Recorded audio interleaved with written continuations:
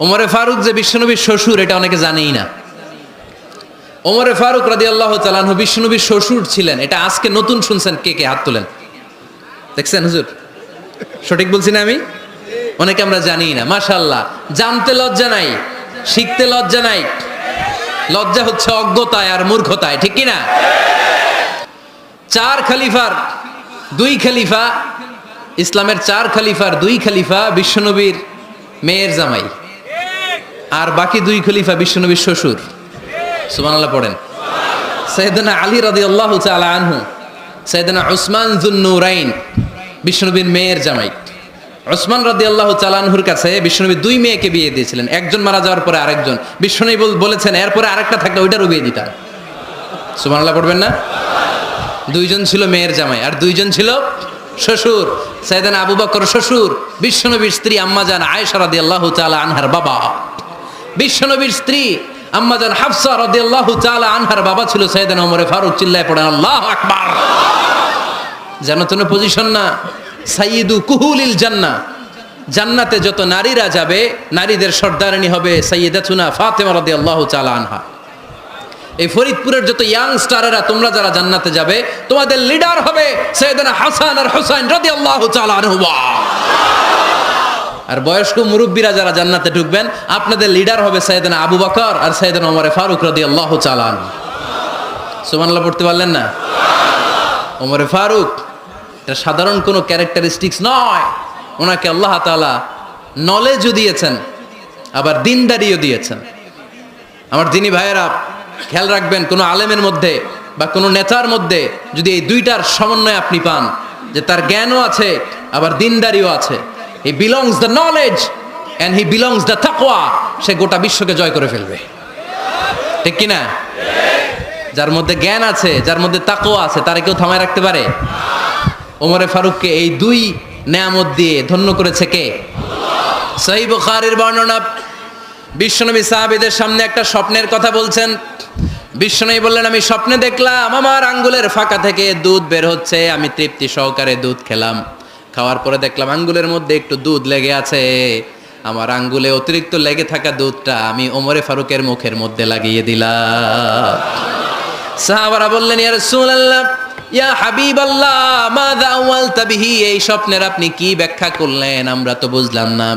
বিশ্বনবী বললেন, আওয়ালতু বিহি আল ইলম, আমি এই দুধ দিয়ে জ্ঞানের ব্যাখ্যা করেছি, কারণ ওমরকে আল্লাহ যেই জ্ঞান দিয়েছে গোটা বিশ্বের কাউকে এত জ্ঞান দেয় না। এজন্য স্বপ্নে যদি কেউ দেখেন যে আপনি দুধ খাচ্ছেন, তার মানে আল্লাহ তাআলা আপনার জ্ঞান বাড়ায় দিবে। ওমরে ফারুককে দুধ খেয়ে অতিরিক্ত দুধের অংশটা বিশ্বনবী আবু বকর রাদিয়াল্লাহু তাআলা আনহুর মুখে দেন নাই, সাইয়েদনা উসমানের মুখে দেন নাই, আলী রাদিয়াল্লাহু তাআলা আনহুর মুখে দেন নাই। স্বপ্নে ওই অতিরিক্ত লেগে থাকা দুধটা বিশ্বনবী ওমরে ফারুকের ঠোঁটের মধ্যে লাগিয়ে দিয়েছেন। এই হাদিস থেকে প্রমাণ হয় আল্লাহ তাআলা জ্ঞানের নেয়ামতে সাইয়েদনা ওমরে ফারুককে ধন্য করেছেন। আবার বুখারীর বর্ণনা,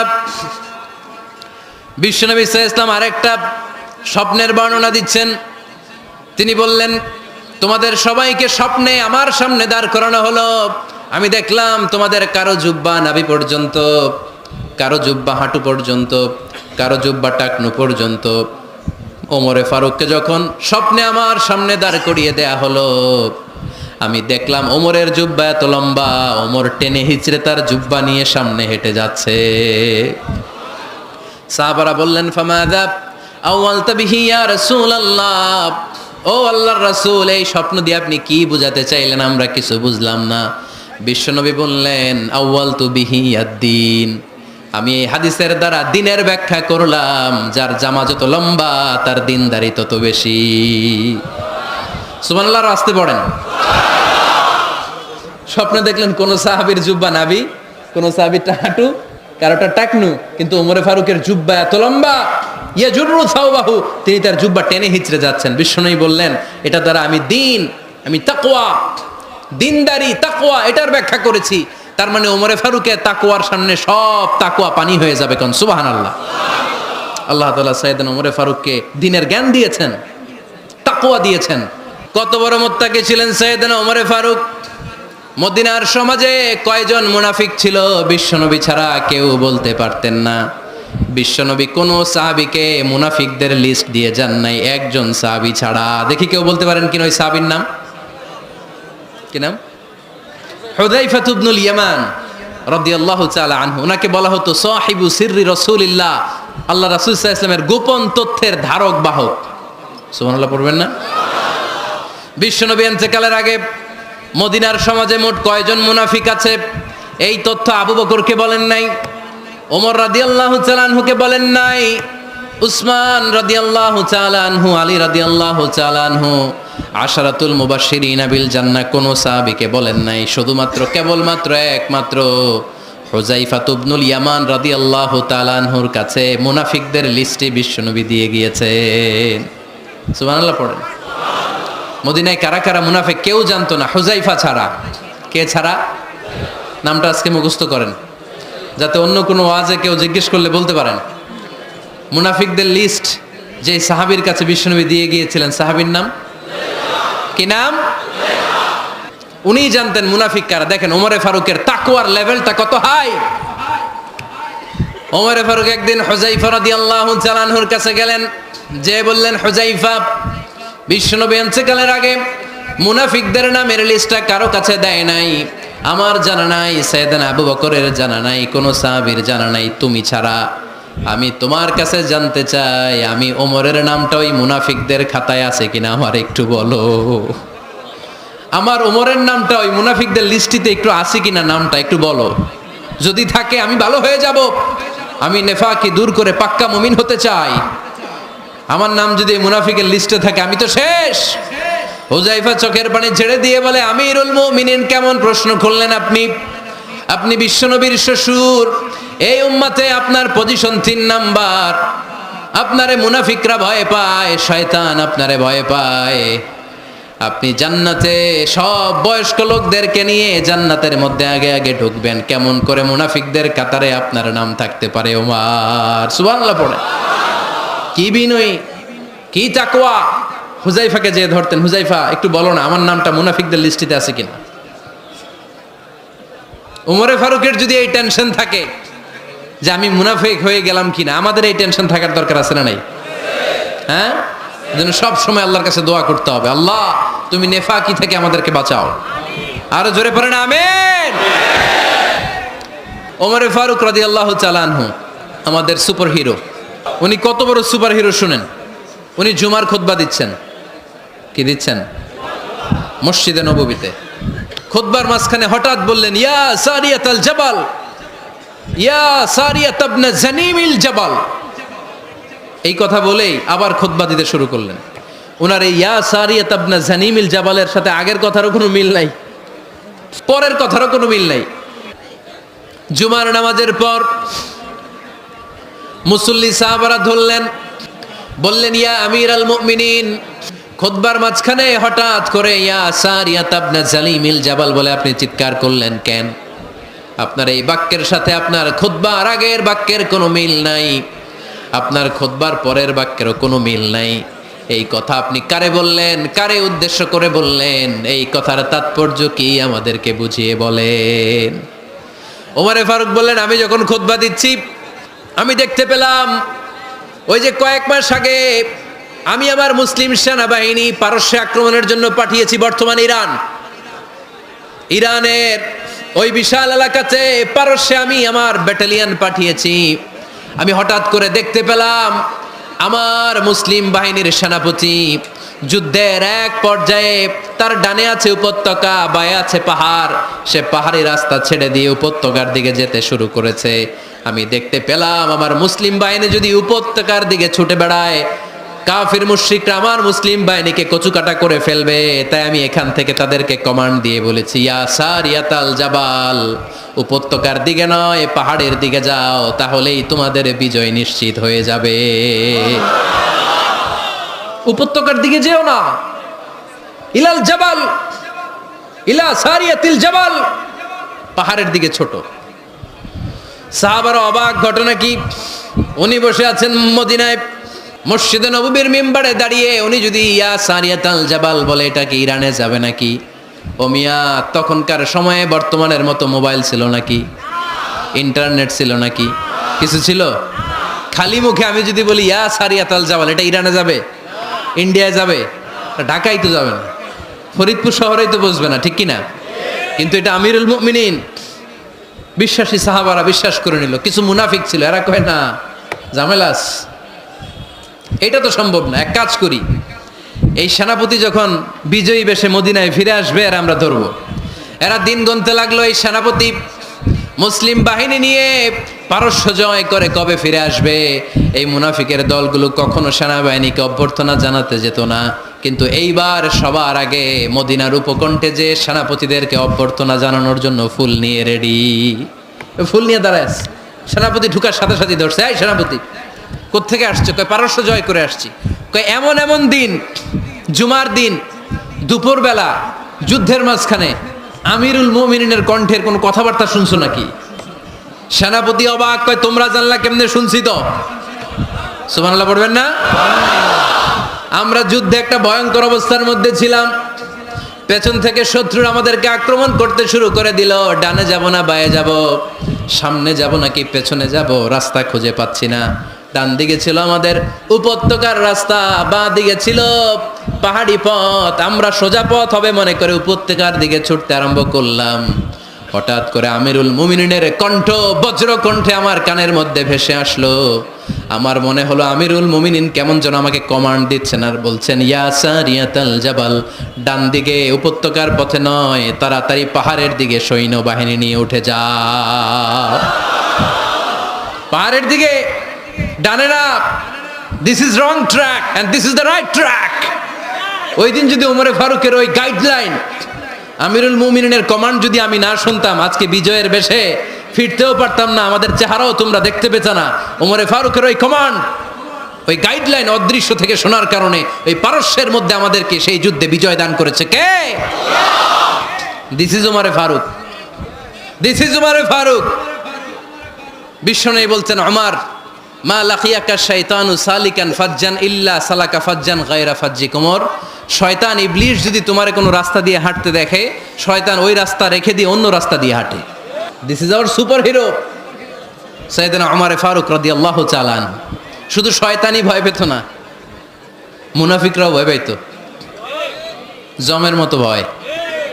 শুধু তাই না, আমাদের আম্মাজান বিষ্ণু ইসা ইসলামের স্ত্রীরাও ওমর ফারুককে ভয় পেতেন। সুবহানাল্লাহ কইবেন না? মাঝে মাঝে বিষ্ণু ইসা ইসলামের সাথে আম্মাজান আয়েশার ঝগড়া হতো, হতো না? আপনাদের ফ্যামিলিতে ঝগড়া হয়? হয় না? হয় না? কার কার দেখি? ওরে আল্লাহ, অনেক আল্লাহর ওলি আছে তো এই জায়গায়।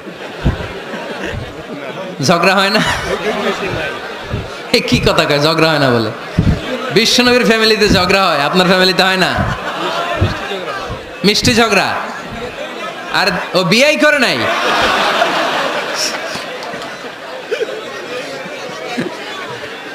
ঝগড়া তো হবেই। দাম্পত্য জীবনের মজাটাই তো এখানে, কখনো ঝগড়া কখনো আনন্দ, একটু বৃষ্টি একটু রোদ, একটু হাসি একটু কান্না, ভালো লাগা ভালোবাসা শেয়ার করে নেয়া, মিলেমিশে একাকার হয়ে যাওয়া, ঠিক কি না? তো আল্লাহর হাবিব সাল্লাল্লাহু আলাইহি ইসলামের সাথে আম্মাজান আয়েশার ঝগড়া হতো। তো একদিন ঝগড়া হয়ে দুইজন রেগে আস, খবরদার দুইজন রেগে থাকবেন না, আবার একজন রাগলে আরেকজন থেমে যাবেন, কারণ এই ছোট্ট ঝগড়া থেকে এটা অনেক সময় বিচ্ছেদের দিকে গড়ায়। আমার প্রিয় ফরিদপুরবাসী, ভাবি রেগে গেলে আপনি রাইগেন না, ওই দিন আপনি একটু ঠান্ডা থাকেন। আবার আপনি রেগে গেলে, আমার মাইকের আওয়াজ যদি ভাবিরা শুনেন, আপনারা রেগে যায় না, একটু ঠান্ডা থাকবেন। দুইজনে রেগে গেলে তো তৃতীয় বিশ্বযুদ্ধ শুরু হবে, তাই না? একজন রেগে গেলে আরেকজন ঠান্ডা, কারণ এই সামান্য ঝগড়া থেকে ইগোর কারণে এটা বিচ্ছেদ আর ডিভোর্স পর্যন্ত গড়ায়। আর শয়তান এখানে উস্কানি দেয়, কারণ ইমানদারদের ফ্যামিলি ভাঙতে পারলে শয়তান সবচেয়ে বড় খুশি হয়, আর ইমানদারদের ফ্যামিলি টিকে থাকলে খুশি হয়ে যায় কে? আম্মাজান আয়েশা রাদিয়াল্লাহু তাআলা আনহার সাথে বিষ্ণু ইসা ইসলামের ঝগড়া হতো মাঝে মাঝে। একবার ঝগড়া হলো, বিষ্ণু ইসা ইসলামের রাগ, আম্মাজান আয়েশাও রাগ। তো বিষ্ণুই বললেন, আয়েশা ঝগড়া করে আর কতক্ষণ থাকবো, আসো মিটমাট করি। আয়েশা রাদিয়াল্লাহু বললেন, ঠিক আছে মিটমাট করব। তো বিষ্ণু ইসা ইসলাম বললেন, মিটমাটের জন্য কারে ডাকবো? ওমর রে ডাকি। কয় না, ওমর রে না, ওমর গালিজ, ওমর অনেক রাগে, আমার ডর লাগে। কয় তাহলে তোমার আব্বারে ডাকি, কয় ডাকেন। কি খুশি! মেয়েদের মধ্যে এই অভ্যাসটা আছে না নাই? তাহলে তোমার আব্বারে ডাকি, ডাকেন। ডেকে নিয়ে আসা হলো। আবু বকর রাদিয়াল্লাহু তাআলা আনহু দাঁড়ালেন, আম্মা জান আয়েশা দাঁড়ালেন, বিশ্বনবীও দাঁড়ালেন। বিশ্বনবী বললেন, আয়েশা তোমার আব্বা আসছে, এবার ঘটনা খুলে বলার পালা, তুমি বলবা নাকি আমি বলবো? আম্মা জান আয়েশা বললেন, আপনি বলেন, তবে ওয়ালা তাকুল ইল্লা হাক্কান, যেটা ঘটছে ওইটাই বললেন, মিথ্যা কথা কইেন না। আবু বকর রাদিয়াল্লাহু তাআলা আনহু রেগে মেগে আগুন, কি এই কথা তুমি কেমন করে বলো? বিশ্বনবী কি মিথ্যা কথা কখনো বলবে? রেগে মেগে দিলেন মেয়ের গালে এক চড়। বানিয়ে বলতেছি না, মুসনাদ আহমদ ইবনে হাম্বলের হাদিস।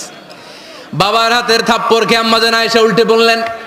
সাইয়েদনা আবু বকর রাগে গড়গড় করছেন, আবার মারার জন্য তেড়ে গেলেন। এবার বাঁচার জন্য আম্মা জান আয়েশা বিশ্বনবীর পিছনে যে আশ্রয় নিলেন, বিশ্বনবী বাঁচানোর জন্য দুই হাত মেলে দাঁড়িয়ে গেলেন। পড়েন সুবহানাল্লাহ। বিশ্বনবী যখন দুই হাত মেলে দাঁড়িয়ে গেলেন, সাইয়েদনা আবু বকর রাদিয়াল্লাহু আনহু থেমে গেলেন। সাইয়েদনা আবু বকর রাদিয়াল্লাহু তাআলা আনহু ঘর থেকে বের হয়ে বারান্দায় দাঁড়ালেন। পড়েন সুবহানাল্লাহ। এবার বিশ্বনবী আম্মা জান আয়েশার কাছে যেয়ে বলেন, ইয়া আয়েশা কাইফা রাআইতিনি আনকাসতুকি মিনার রাজুল, দেখছো কেমনে বাঁচাইলাম? আমি না থাকলে ভর্তা বানাই ফেলতো আজকে। আমি বাঁচাইছি তোমারে, আমি, আমার লগে ঝগড়া করো তুমি। লজ্জায় পড়ে আম্মা জান আয়েশা খিলখিল করে হেসে দিলেন, বিশ্বনবীও হেসে দিলেন। দুইজনের হাসির মধুর আওয়াজ শুনে সাইয়েদনা আবু বকর বাইরে থেকে অবাক, কিরে এতক্ষণ না ঝড় তুফান, এখন দেখি হাসি। সালাম দিয়ে অনুমতি নিয়ে ভিতরে ঢুকলেন। ঢুকে দেখেন আম্মা জান আয়েশাও হাসে, বিশ্বনবীও হাসে। এ হাসি দেখে আবু বকর রাদিয়াল্লাহু আনহু হেসে দিলেন। আরশের উপর থেকে খুশি হয়ে গেলেন কে? এবার সাইয়েদনা আবু বকর রাদিয়াল্লাহু তাআলা আনহু বললেন, ইয়া রাসূলুল্লাহ আশরিকানি ফি সিলমিকুমা কামা আশরাকতুমানি ফি হারবিকুমা। ও নবী, যুদ্ধ লাগলে, দুইজন যুদ্ধ লাগলে মীমাংসার জন্য যেমনি আমারে ডাকেন, এরকম হাসি আর আনন্দের মুহূর্তেও আমারে একটু ডাইকেন। আশরিকানি ফি সিলমিকুমা কামা আশরাকতুমানি ফি হারবিকুমা। নবী, আপনাদের মধ্যে ঝগড়া লাগলে সন্ধি করার জন্য আমারে যেমনি ডাকেন, আপনাদের হাসি খুশি আনন্দ খুনসুটি এই মজাদার মুহূর্তগুলোতে আমারে বঞ্চিত রাখেন না, আমার একটু ডাইকেন। সুবহানাল্লাহ পড়েন। এই মুসনাদ আহমদ ইবনে হাম্বলের হাদিস শোনার উদ্দেশ্য হচ্ছে, বিশ্বনবী প্রথমে ওমর ফারুকের নাম বলেছিলেন। সাইয়েদনা আয়েশা বলে, না আমি ডরাই। হাইবাত, দিস ইজ কল্ড হাইবাত ওমর। একবার বিশ্বনবীর সব বিবিরা ধরলেন, ও নবী আমাদেরকে এটা দেন, ওইটা দেন, ঘরে এটা নাই, ওইটা নাই, ওইটা নাই। বিশ্বনবীকে, আমার কাছে কিচ্ছু নাই, কিছু দিতে পারবো না, আমার নাই তো, সামর্থ্য নাই। কিন্তু বিবিরাও ছাড়ে না, এটা দেন, ওইটা দেন। বিশ্বনবী রহমতের নবী, বিবিদেরকে বুঝাতেও পারেন না। বিবিরা আবদার করতেছে, নবী এটা লাগবে, ওইটা লাগবে। ইন দ্য মিন টাইম বিশ্বনবী একজনের সালাম শুনতে পেলেন। কে যেন দরজায় দাঁড়িয়ে বলতেছে, আসসালামু আলাইকুম। বিশ্বনবী দরজার দিকে তাকালেন, তাকিয়ে বললেন, ওয়া আলাইকুমুস সালাম। আর বুঝতে পারলেন এটা আমার ওমরের সালাম। সালাম দেওয়ার পরে বিবিদের দিকে তাকায় দেখে একজন বিবিও নাই, সব অন্দরমহলের ভিতরে দৌড়। সুবহানাল্লাহ পড়তে পারলেন না? This is our super hero Omar. এরকম ওমর একটা লাগবে, চিল্লায় বলেন কয়টা? একটা ওমর গোটা বিশ্বকে সোজা করে দিবে। একটা ওমর সবল আর দুর্বলের সব পার্থক্য দূর করে দিবে। মাজলুমের উপর জালিমের অত্যাচারের অবসান ঘটায় দিবে। গোটা বিশ্বটাকে সাম্য, মৈত্রী, ভালোবাসার ইনসাফ দিয়ে পরিপূর্ণ করে দিবে। সেই ওমরের অপেক্ষায় আমরা। নিজের ছেলেকে 80টা বেত মেরেছেন। কয়টা? 80টা বেত মেরেছে। এই ব্যাপারে অনেকগুলো বর্ণনা পাওয়া যায়। সবচেয়ে সহি বর্ণনা হচ্ছে মুয়াত্তা ইমাম মালিকের বর্ণনা। ওমর ফারুক রাদিয়াল্লাহু তাআলা আনহুর ছেলে আব্দুর রহমান মারুফুন বিআবি শাহমা ছিলেন মিশরে। ওখানে নাবিজ খেয়েছিলেন। নাবিজ হচ্ছে আরব দেশের লোকেরা দুধের মধ্যে শক্ত খুরমা রাত্রেবেলা ঢেলে দিত। ঢেলে দিলে সারা রাত ওই খুরমার রসটা দুধের সাথে মিশে দুধটা লাল হয়ে যেত। এটারে সকালবেলা খেত, খুব সুস্বাদু। এটাকে বলে নাবিজ। কিন্তু এটা রাতে ভিজাইলে সকালেই খাইতে হয়, রেখে দিলে আবার একটু সমস্যা হয়। এটা অনেকটা তারির মতো হয়ে যায়, মাতলামি চলে আসে। তো ওমরে ফারুকের ছেলে নাবিজ খেয়েছেন, মদ খাননি, নাবিজ। কিন্তু নাবিজ খাওয়াতে সাকরান চলে এসেছে। সাকরান চলে আসাতে এটা যখন প্রমাণিত হয়েছে, আমর ইবনে আস রাদিয়াল্লাহু তাআলা আনহু নাকি 80 বেত মেরেছেন মিশরে। কয় বেত?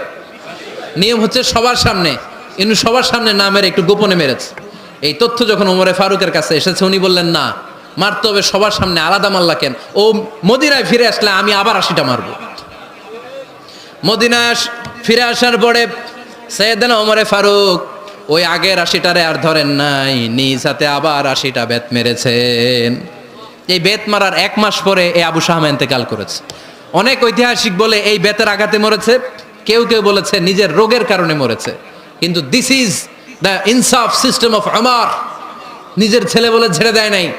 এখন নিজের ছেলে হইলে 7 খুন মাফ, নেতার ছেলে হইলে 10 খুন মাফ, এলাকার মোড়লের ছেলে হইলে 10 খুন মাফ। নো পার্সিয়ালিটি ইন ইসলাম। ইসলামে পার্সিয়ালিটি নাই। আপনি নেতার ছেলে হন, আপনি বিজনেস ম্যাগনেটের ছেলে হন, আপনি যেই হন না কেন, ইসলামের দৃষ্টিতে সবাই সমান। চিল্লায় বলেন ঠিক কিনা? বানু মখজুমিয়া গোত্রের এক নারী চুরিতে ধরা পড়ল। সাহাবারা বললেন, নবী, মদিনার সবচেয়ে ভ্যারি প্রেস্টিজিয়াস এন্ড ডিগনিফাইড ফ্যামিলির মেয়ে, আপনি হাত কাইটেন না, কারণ ইসলামের নিয়ম চুরি করলে কি কেটে দাও? বিশ্বনবী বললেন, বলো কি? হাত না কাটার জন্য তোমরা আমাকে রেকমেন্ড করছো? এটা আল্লাহর আইন। পৃথিবীর কেউ রেকমেন্ড করলো শোনার ক্ষমতা আমার নাই, কারণ আইনটা দিয়েছে কে? আল্লাহ। লাউ কানাত ফাতিমাতু বিনতি মুহাম্মাদিন সারাকাত লাকাতা মুহাম্মাদুন ইয়াদাহা। আরে বনু মাকসুমিয়া মেয়ে তো দূরের কথা, আমার কলিজার টুকরা ফাতেমাও যদি আজ চুরিতে ধরা পড়তো, তার হাত কেটে দিতে আমি 1 মিনিটও দেরি করতাম না। দিস ইজ ইসলাম। এই হচ্ছে ওমরে ফারুকের মানাকিব। এরকম ওমরে ফারুক কয়টা লাগবে? আওয়াজ করে বলতে হবে, কয়টা লাগবে? একটা লাগবে। এই সৈয়দনা ওমরে ফারুক মদিনার প্রথম চিফ জাস্টিস ছিলেন। সর্বপ্রথম ওনার পরামর্শে সৈয়দনা আবু বকর রাদিয়াল্লাহু তাআলা আনহু কোরআনকে সংকলন করেছেন। আমরা এই যে কোরআন পড়ি 30 পারা, আল্লাহর হাবিব সাল্লাল্লাহু আলাইহি ওয়াসাল্লামের সময় কি এরকম কোরআন ছিল নাকি? ছিল না। খেজুর পাতার মধ্যে, গাছের বাকলের মধ্যে, ওটের বড় হাড্ডির মধ্যে আর পাথরের মধ্যে খোদাই করা কোরআন ছিল। সৈয়দনা আবু বকরের সময় রাদিয়াল্লাহু তাআলা আনহুর সময় যুদ্ধ হলো। 70 জন হাফেজ সাহাবী ইন্তেকাল করলেন। সৈয়দনা আবু বকর রাদিয়াল্লাহু তাআলা আনহুকে ডেকে ওমরে ফারুক বললেন, ও আবু বকর, এইভাবে হাফেজে কোরআন সাহাবীরা যদি দুনিয়া থেকে বিদায় হয়ে যায়, আল্লাহর কোরআনও তো বিদায় হয়ে যাবে। আমার পরামর্শ হলো আপনি সব বয়োজ্যেষ্ঠ সাহাবীদেরকে একসাথে করে কোরআনের সব কাগজগুলোকে একসাথে করে একটা নির্ধারিত কপির মধ্যে কোরআনকে সংকলন করে ফেলেন। সাইয়েদনা আবু বকর বললেন, যেটা আমার নবী করে না, এটা আমি কেমনে করি? কিন্তু ওমরে ফারুক নাছোড়বান্দা বলে না, এটা করলে কোনো খারাপ হবে না, ভালোই হবে। মুসলিম উম্মার জন্য এক জায়গায় কোরআন সন্নিবেশিত থাকবে, আপনি করেন। সাইয়েদনা আবু বকর রাজি হয় না, ওমরে ফারুকও ছাড়ে না। ওমরে ফারুক বলতে বলতে বলতে বলতে এমন ভাবে সাইয়েদনা আবু বকর রাদিয়াল্লাহু তাআলা আনহুকে ধরলেন, সব শেষে সাইয়েদনা আবু বকর ওমরে ফারুকের কথায় কোরআন সংকলনে রাজি হয়ে গেলেন। পড়েন সুবহানাল্লাহ। উনি বললেন, ওমর যখন আমাকে বারবার বুঝাতে লাগলো, আল্লাহ তাআলা আমার হৃদয়টা ওমরের কথা শোনার জন্য খুলে দিলেন। আল্লাহ তাআলা কেমন যেন আমাকে ইলহাম করলেন, আবু বকর করো, এই কাজের মধ্য দিয়ে আমি আমার কোরআনকে গোটা বিশ্বে জীবিত রেখে দেব। This is Omar. এই যে আমরা হিজরি সনের যে আমরা গণনা করি, এই হিজরি সনের প্রবর্তক হচ্ছে সাইয়েদনা ওমরে ফারুক। সুবহানাল্লাহ নাই? সাইয়েদনা ওমরে ফারুক এই হিজরি সনের গণনা শুরু করেছেন। সাহাবারা বলল, আমিরুল মুমিনিন, খ্রিস্টানদের ঈসাই সন আছে, আমাদের মুসলমানদের কোনো সন নাই। আমাদের একটা সন থাকলে আমাদের জিজিয়া নিতে, আমাদের যাকাতের টাকা উত্তোলন করতে অনেক সুবিধা হবে। ওমর ফারুক বললেন, তাহলে কোন সালকে হিজরি, কোন সালকে মুসলিম সাল হিসেবে আমরা ঘোষণা দিতে পারি? একজন বলল, আমার নবী যেই সালে জন্মগ্রহণ করেছেন ওই সালে। ওমর ফারুক বললেন, না, আমার নবীর জন্ম আমাদের জন্য খুশির দিন, কিন্তু এটা আমাদের জন্য প্রেরণা নয়। প্রেরণা নবীর কাজে, ঠিক কিনা? আরো কিছু সাহাবারা বলল, তাহলে যেই সালে আমার নবী ইন্তেকাল করেছে ওইটারে প্রথম সাল ধরেন। ওমরে ফারুক বললেন, না, যেদিন তিনি ইন্তেকাল করেছেন এটা আমাদের দুঃখের দিন, এটা আমাদের প্রেরণা নয়। আমাদের প্রেরণা হচ্ছে বিশ্বনবীর ত্যাগ, তিতিক্ষা আর কাজের মধ্য দিয়ে। জোরে কোন ঠিক কিনা? ওমরে ফারুক বললেন, যেদিন বিশ্বনবী ইসলাম রক্ষায় নিজের মাতৃভূমি ছেড়ে মক্কা থেকে মদিনায় গিয়েছেন, ওই দিনটাকে হিজরি প্রথম দিন ধরে আমরা হিজরি সাল গণনা করে শুরু করে দেব। ওইটাই হচ্ছে হিজরি সন। সেখান থেকে হিজরি সনের প্রবর্তন করেছেন সাইয়েদনা ওমরে ফারুক রাদিয়াল্লাহু তাআলা আনহু। এই যে স্টেট গভর্নমেন্ট, এই যে প্রিজন, জেলখানা, ক্যান্টনমেন্ট, সচিবালয়, গণভবন, বঙ্গভবন, মুক্তিযোদ্ধাদের ভাতা, রাষ্ট্রীয় ভাতা, এই সব নিয়ম কানুন সাইয়েদনা ওমরে ফারুক তার রাষ্ট্রীয় আমলে তিনি নিজে করেছেন। চিল্লায় পড়েন আল্লাহু আকবার। মুসলমানদের আলাদা কারেন্সি, নিজস্ব মুদ্রা ব্যবস্থা নিজে চালু করেছেন। সৈনিকদের মধ্যে যারা বিবাহিত প্রতি 6 মাস অন্তর অন্তর 1 মাসের ছুটি কাটাতে তারা ফিরে আসবে, সাইয়েদনা ওমর ফারুক চালু করেছেন। চিল্লায় আওয়াজ করে পড়েন আল্লাহু আকবার। এই যে আমরা 20 রাকাত সালাতুত তারাবি পড়ি রমাদানে, পড়েন না আপনারা? এটা সাইয়েদনা ওমর ফারুক চালু করেছেন। সুবহানাল্লাহ পড়তে পারলেন না? কোরআনে মোট 22টা আয়াত আছে যেখানে সাহাবারা ইনডিসিশনে ভুগছিলেন। বিশ্বনবীর মত একটা, ওমরে ফারুকের মত আর একটা। এই 22 জায়গায় আল্লাহ তাআলা বিশ্বনবীর মতের পক্ষে আয়াত নাজিল না করে ওমরে ফারুকের মতের পক্ষে কোরআনের আয়াত নাজিল করেছেন। সাইয়েদনা ওমরে ফারুক, আমরা সাহাবীদের জীবন চরিত পড়তে চাই না, কত যে অনুপ্রেরণামূলক দৃষ্টান্ত সাইয়েদনা ওমরে ফারুক আমাদের জন্য রেখে গিয়েছেন।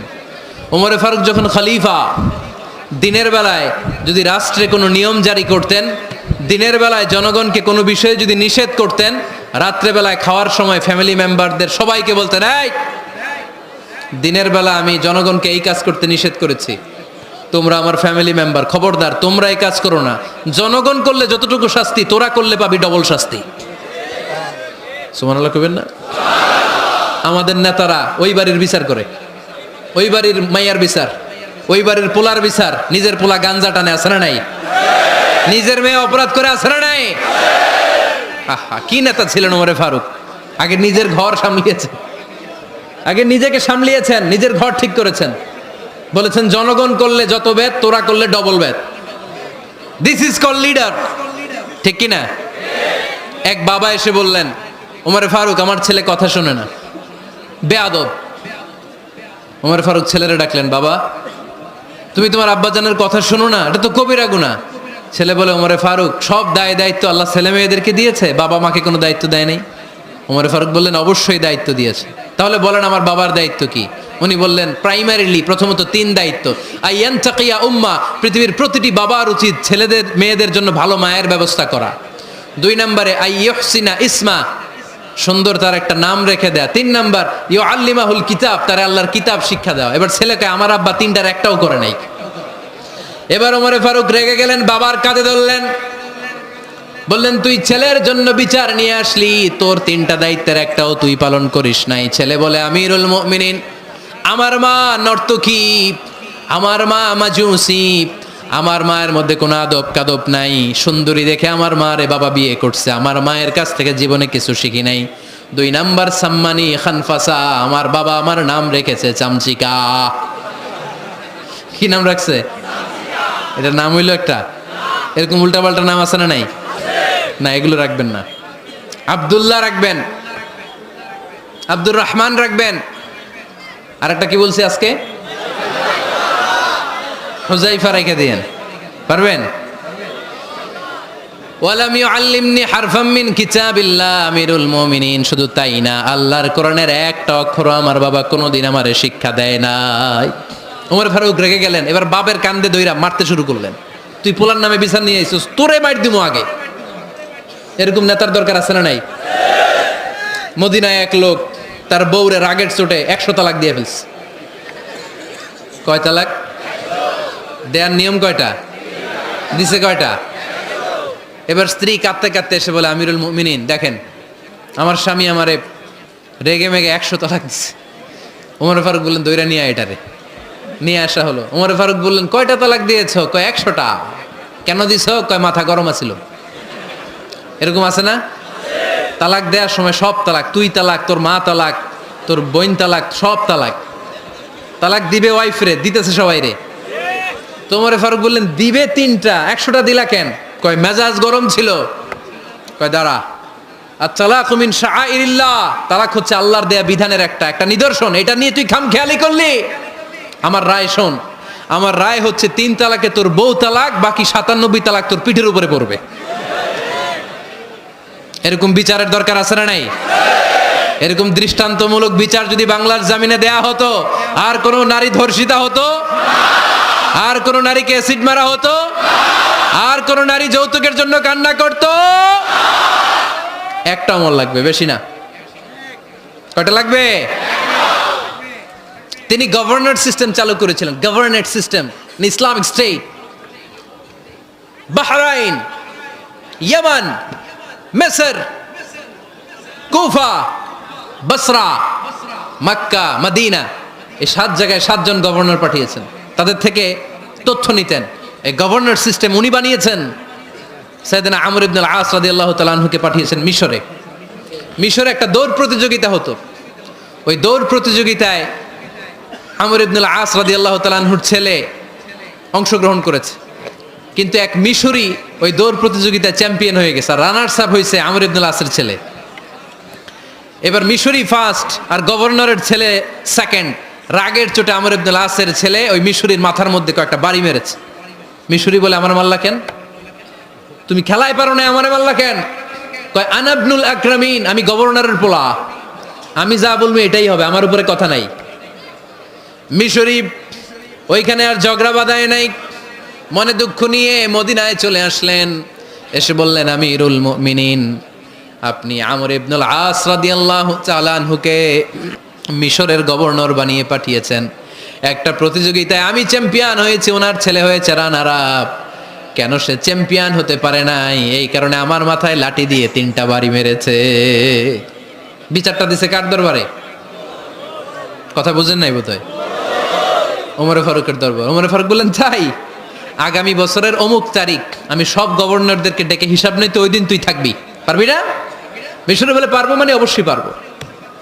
ওই দিন 7 রাজ্য থেকে 7 গভর্নর হাজির, গভর্নরদের ছেলেরাও হাজির, মিশরীয় হাজির।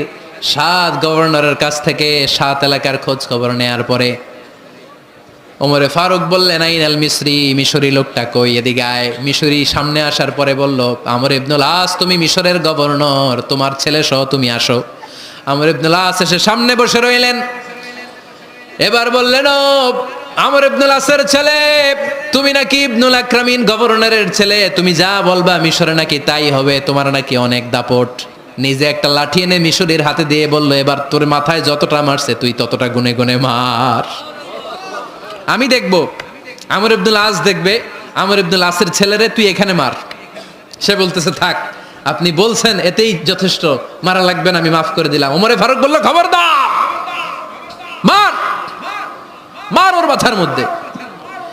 মিশরি ওমরে ফারুকের ধমক শুনে ভয়ে ভয়ে 3টা বাড়ি মারল।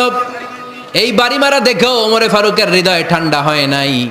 লজ্জায় আমর ইবনুল আস, বয়স হয়ে গিয়েছে সাহাবা, মাথা তখন টাক, মাথায় চুল নাই, লজ্জায় মাথাটা হেট হয়ে মাথাটা নিচু করে রেখেছে। এবার রাগের চোটে ওমরে ফারুক বললেন, এবার আমর ইবনুল আসের টাক মাথার মধ্যে একটা মার, মার। কেন ছেলেকে শিক্ষা দিতে পারে নাই?